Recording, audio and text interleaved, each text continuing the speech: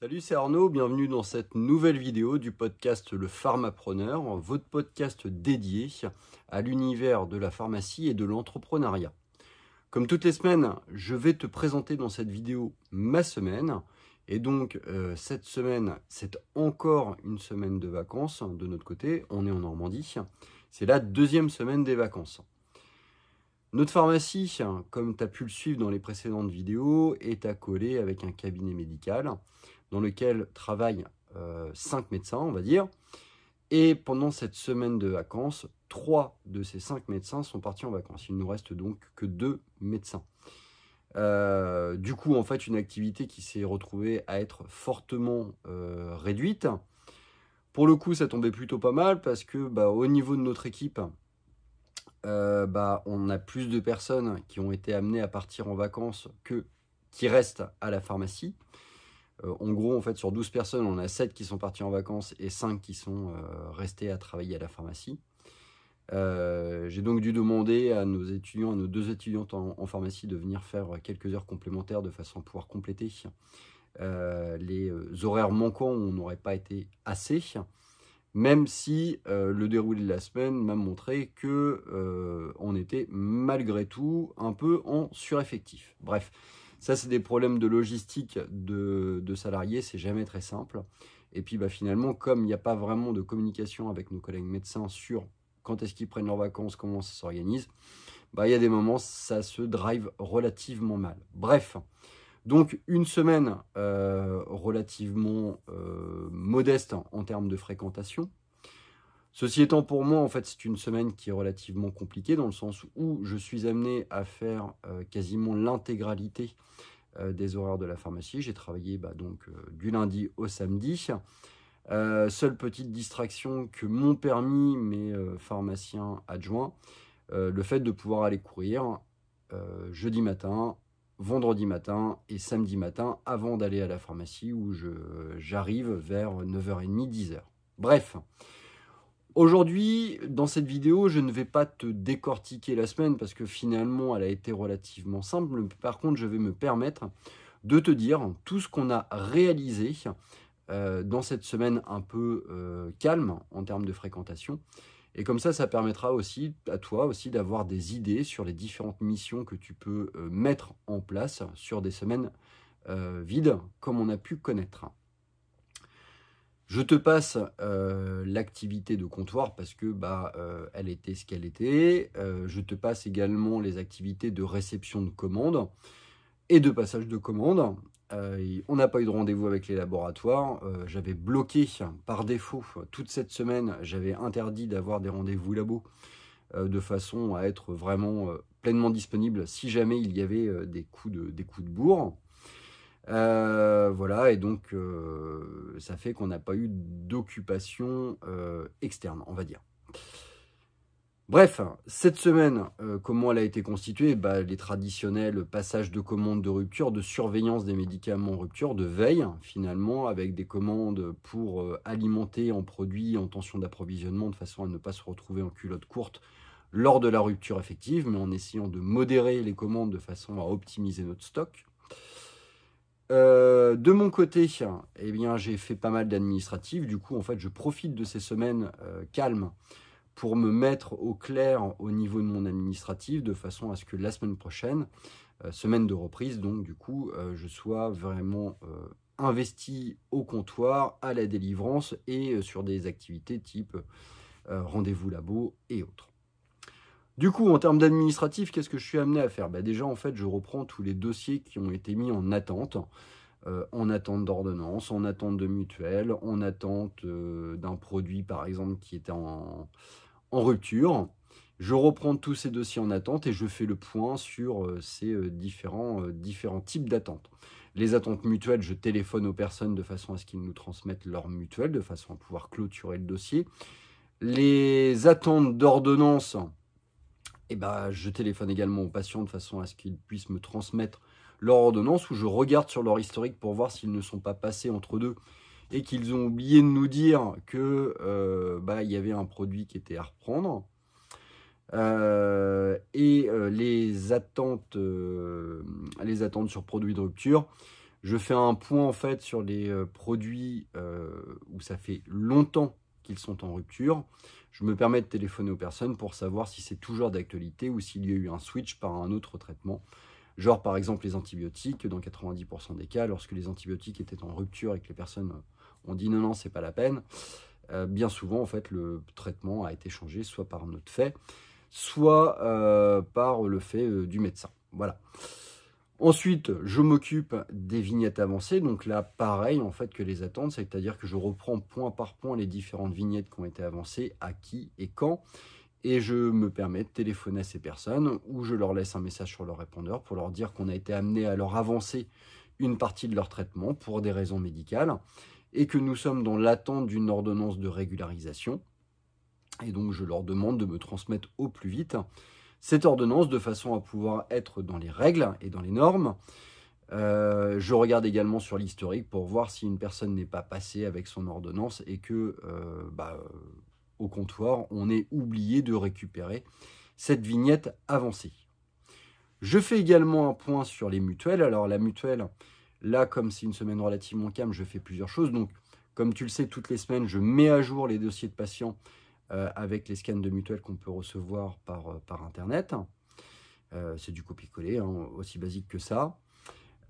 J'ai également un certain nombre de dossiers qui sont en litige parce que lorsque les personnes sont passées, elles nous disent qu'elles sont toujours à la même mutuelle. On souffre encore d'un problème de communication. Toutes les mutuelles ne sont pas, par exemple, rattachées au système Visiodroit. Et je t'expliquerai dans une prochaine vidéo quel est l'intérêt d'utiliser le système Visiodroit et le système ADRI notamment. Et donc du coup on force les droits mutuels, genre on utilise la mutuelle avec les codes préfectoraux ou les codes de télétransmission de l'année 2023 et il s'avère que la mutuelle en 2024 n'est plus la même. Donc du coup je téléphone à ces personnes pour leur demander leur nouvelle carte de mutuelle. Je tombe sur des personnes, je leur demande de me les envoyer par mail, ce qui est beaucoup plus simple, et de nouveau là dans ces cas-là je mets à jour et je recycle les dossiers. J'arrive à un moment donné où, là on est au mois de mars, j'ai des dossiers qui sont en litige depuis le mois de décembre 2023, donc tous les dossiers qui ont été en litige, je les mets en différé, avec un commentaire, de façon à ce que mes collègues, ou moi-même, lorsqu'on accueille les patients au comptoir, on puisse leur faire régler cette partie mutuelle qu'il nous manque parce qu'ils ne nous ont pas transmis leur carte de mutuelle. J'en profite également côté mutuelle pour envoyer aux mutuelles des dossiers non réglés par elles, malgré la présentation d'une attestation de carte de mutuelle en bonne et due forme. Voilà, donc ça fait partie des choses que je fais. C'est un travail assez fastidieux et assez secrétarial, on va dire.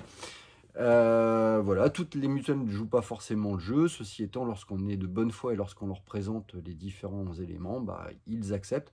Après, encore faut-il réussir à tracer le paiement de ces envois par courrier. Au niveau mutuel, toujours, je mets à jour les fichiers mutuels de l'ensemble des mutuelles. Notamment, j'ai mis à jour le fichier MGEN avec des codes qui sont correctement rattachés cette fois-ci.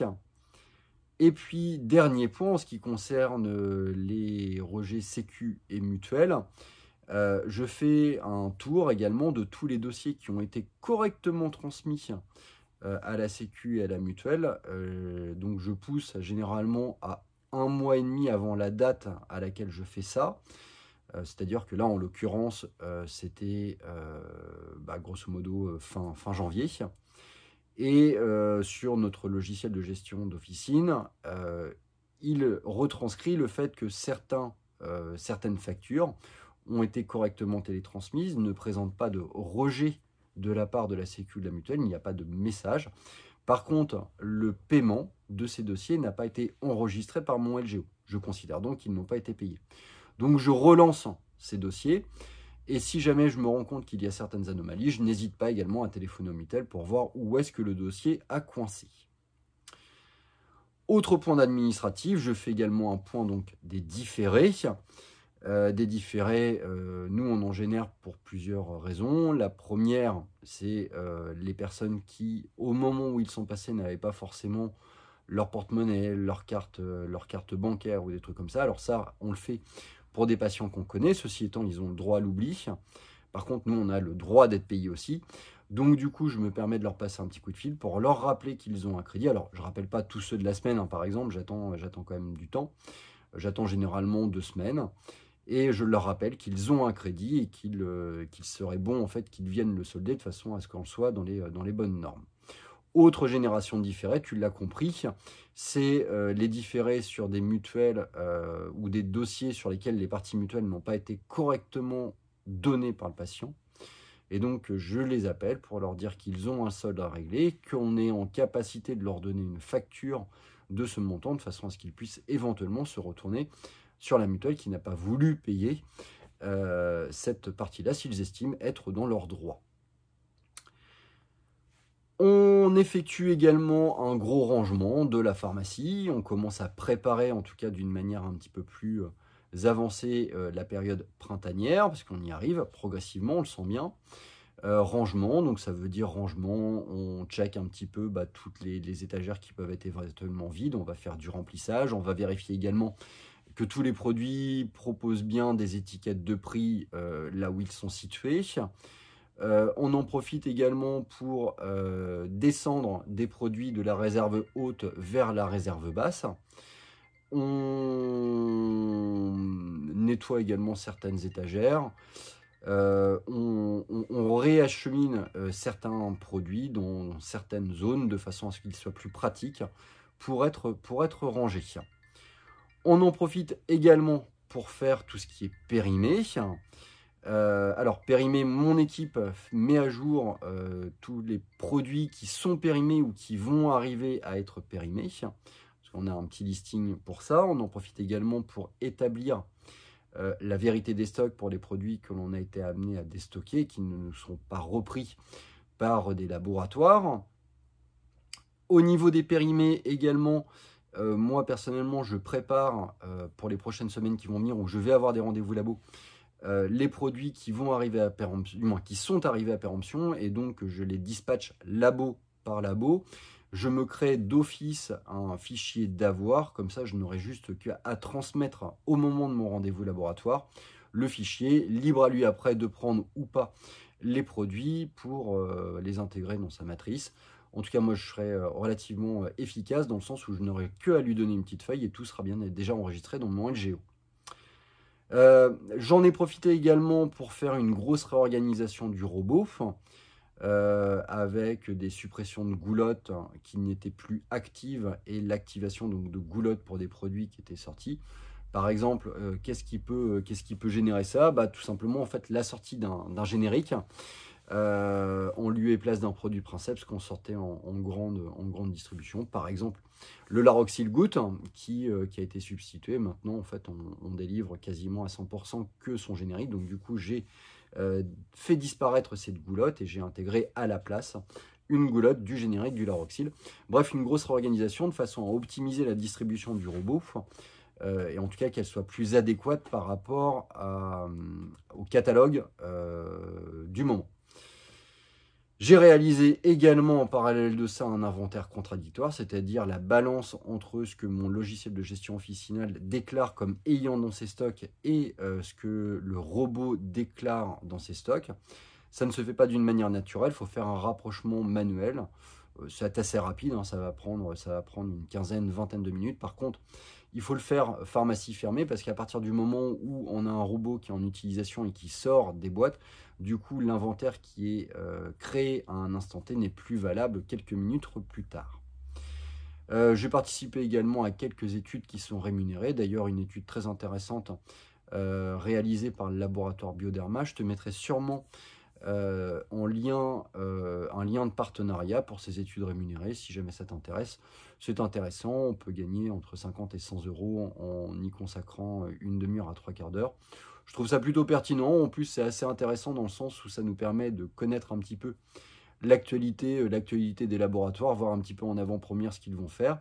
À titre d'exemple, par exemple, moi j'avais participé à une étude où j'avais été sollicité pour critiquer le site internet du laboratoire Biogarant et le faire évoluer dans le sens où j'aurais quelque chose qui serait plus pertinent avec mes attentes. Voilà. Cette semaine, bah, tu l'as compris, elle a été morne au niveau de la distribution, mais finalement relativement chargée en termes d'activité périphérique, on va dire. Ce qui permet à notre niveau de repartir sur de très bonnes bases pour la rentrée, d'être au taquet et d'être pleinement disponible pour notre activité sanitaire. Je te souhaite une bonne semaine, je te dis à très bientôt pour une prochaine vidéo.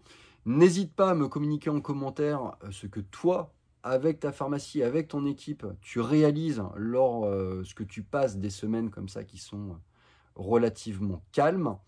Alors évidemment, là c'est une semaine calme du mois de mars.